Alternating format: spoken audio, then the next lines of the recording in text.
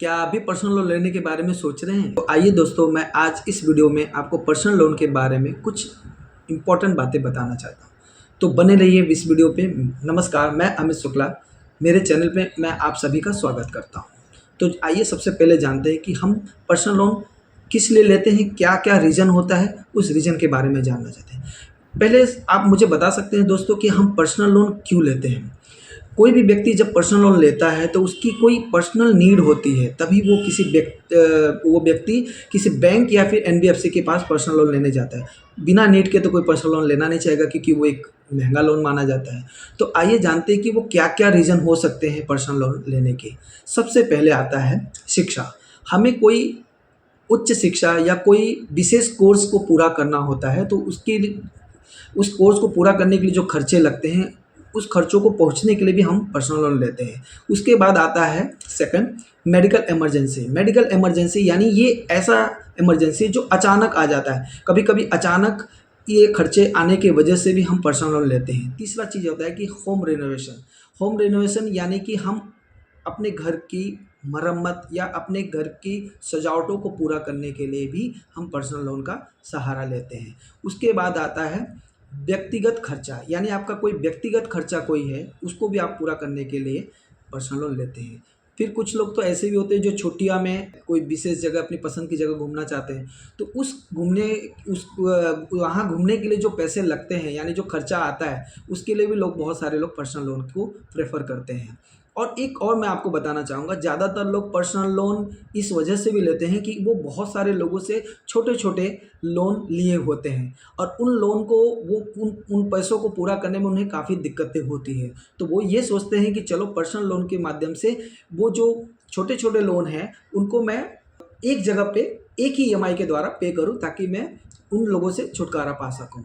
क्योंकि personal loan से आपका सिविल स्कोर भी अच्छा होता है, आपका एक रेटिंग जाता है, और अब फ्यूचर में आपको कोई बड़ा लोन लेना हो तो आपको बड़े आसानी से मिल जाता है। इसलिए पर्सनल लोन लेने का एक ये भी कारण होता है। अब आप दोस्तों बताइए कि आप पर्सनल लोन किस वजह से ले रहे हैं? ये दोस्तों, पर्सनल लोन के क्या लाभ हैं उसके बारे में हम आपको बता दें। सबसे पहले तो आप ये समझिए कि पर्सनल लोन आपकी ज़रूरतों को तो पूरा करता ही है, साथ में इसके कुछ लाभ भी हैं। जैसे कि पहला लाभ, आप इसमें कम डॉक्यूमेंट देना पड़ता है, यानी ये लोन लेने के लिए आपको ज़्यादा डॉक्यूमेंट देना नहीं पड़ता है। और सेकंड लाभ, यानी सेकंड जो बेनिफिट है, वो सबसे इम्पोर्टेंट बेनिफिट है, क्योंकि ये एक अनसिक्योर लोन होने की वजह से आपको किसी भी तरह की सिक्योरिटी या कुछ भी गिरवी रखना नहीं पड़ता है। इसलिए ये आपको लोन आसानी से मिल जाता है।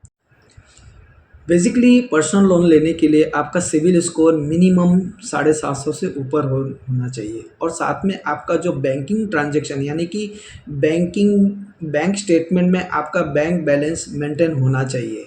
ऐसा ना हो कि आप अपना बैंक बैलेंस मेंटेन ही नहीं कर रहे हैं और आप पर्सनल लोन के लिए जा रहे हैं, क्योंकि अक्सर बैंक या एनबीएफसी इन्हीं चीज़ों के ऊपर फोकस करता है। अगर आपका सिविल अच्छा है, अगर आपका बैंकिंग अच्छा है, तो आपको पर्सनल लोन बड़ी आसानी से मिल जाता है। चलिए दोस्तों, बैंक में पर्सनल लोन अप्लाई करने के लिए कौन-कौन से डॉक्यूमेंट लगते हैं उसके बारे में चर्चा करते हैं। सबसे पहला डॉक्यूमेंट आईडी प्रूफ, यानी कि पहचान पत्र। PAN card, Aadhaar card, driving licence, voting card या पासपोर्ट, इनमें से कोई भी डॉक्यूमेंट आपका आईडी प्रूफ में माना जाता है। लेकिन इसमें भी सबसे इम्पॉर्टेंट जो डॉक्यूमेंट है, जो पर्सनल लोन के लिए सबसे पहले मांगा जाता है, वो है आपका पान कार्ड और आधार कार्ड। सेकंड आता है ऑप्शन, सेकंड जो हमें बैंक को डॉक्यूमेंट देना रहता है, वो होता है प्रेजेंट रेसिडेंशियल एड्रेस प्रूफ, यानी कि वो एड्रेस प्रूफ जहाँ पे आप अभी रह रहे हो, जहाँ पे आपका वेरिफिकेशन होता है। बैंक वाले अपने किसी भी एक एम्प्लॉय को वहाँ पे विजिट करवाते हैं, ताकि आपका वहाँ पे पता चल सके कि आप उसी जगह पर रह रहे हो। ठीक है, तो उसमें भी बहुत सारे ऑप्शन होते हैं, आप कौन कौन से डॉक्यूमेंट दे सकते हो। सबसे पहला ऑप्शन है आधार कार्ड, दूसरा ऑप्शन है वोटिंग कार्ड, तीसरा आपका driving licence, passport, bank statement, gas bill, credit card statement, या फिर कोई भी government authorise letter. Third document होता है आपका सैलरी स्लिप, यानी कि 3 मंथ सैलरी स्लिप।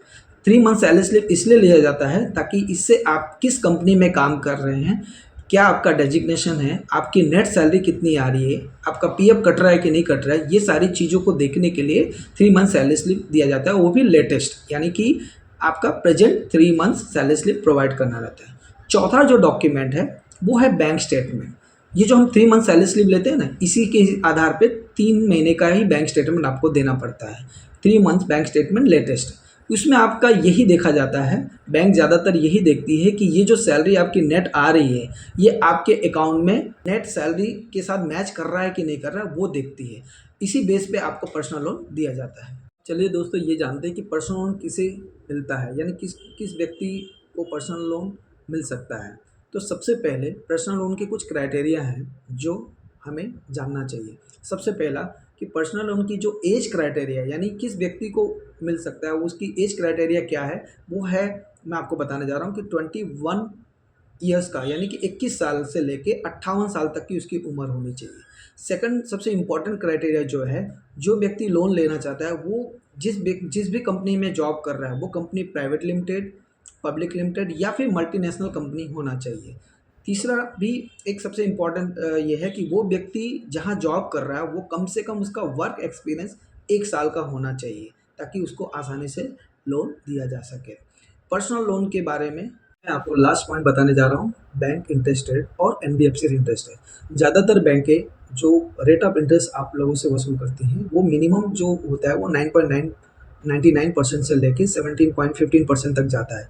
जबकि एनबीएफसी के मामले में, यानी नॉन बैंकिंग फाइनेंस कंपनी, उनका स्टार्टिंग रेट ही चालू होता है 13.99 से लेके मैक्सिमम 38% तक, जो थोड़ा हाई होता है। इसलिए आप अगर पर्सनल लोन लेना चाहते हैं तो आपका सिविल स्कोर कैसा है, आप किस कंपनी में काम कर रहे हैं, ये सारी चीज़ें, आपका बैंक बैलेंस किस तरह से है, ये सब चीज़ों को आपको ध्यान देना होगा। और उस बेसिक पे आप बैंक में जाना चाहते हैं या एनबीएफसी में जाना चाहते हैं, क्योंकि लोन तो दोनों ही देते हैं, पर दोनों के रेट ऑफ इंटरेस्ट में फ़र्क है। ज़्यादातर क्लाइंट के सिर्फ 3 ही सवाल होते हैं। जब भी कोई पर्सनल लोन लेने के लिए क्लाइंट आता है हमारे पास, तो उनके सिर्फ 3 सवाल होते हैं। पहला सवाल ये होता है कि मुझे पर्सनल लोन कितना मिल सकता है। दूसरा सवाल होता है कि ये कितना इसका ब्याज दर होगा, यानी रेट ऑफ इंटरेस्ट क्या होगा। और थर्ड, ये किस बैंक से आप मुझे प्रोवाइड कराओगे। तो इन्हीं चीज़ों पे वो फोकस करता है, बाकी चीज़ों को उनको जानकारी वो नहीं लेता है। तो मेरा ऐसा मानना था इस वीडियो बनाने के पीछे कि आपको थोड़ी बहुत जानकारी इसके बारे में हो, और आप जब भी कोई पर्सनल लोन लेने जाएँ तो आपको ये सारी जानकारी होनी चाहिए। उसके अलावा मैं और भी बहुत सारी टॉपिक पे वीडियो बनाऊंगा। आप मुझे कमेंट बॉक्स में कोई भी सवाल हो तो पूछ सकते हैं।